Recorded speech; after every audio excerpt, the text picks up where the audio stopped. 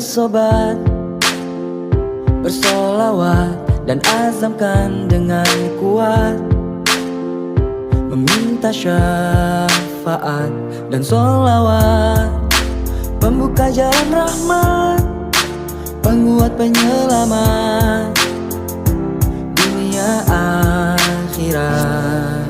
Allahumma salli ala Sayyidina Muhammad. Ya Allah, sampaikan salawat terdahsyat pada Nabi Muhammad.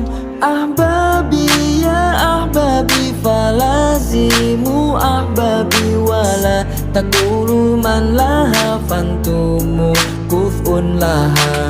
Ya jumlatal aqtab wa sadatil anjab wa ya ulil albab ashku ilaikum mabi.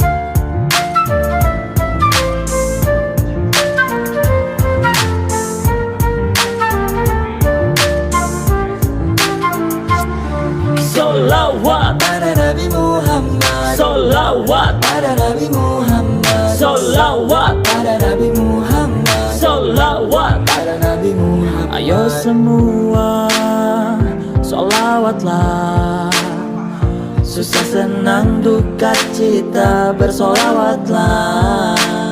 Karena dengan solawat derajat terangkat, 10 kebaikan akan didapat. Dan bahkan meskipun hanya sekali solawat, Allah kan balas 10 kali lipat. Solawat menghapus dosa yang terbuat, memudahkan kabulnya. Terima kasih Pak Samsul.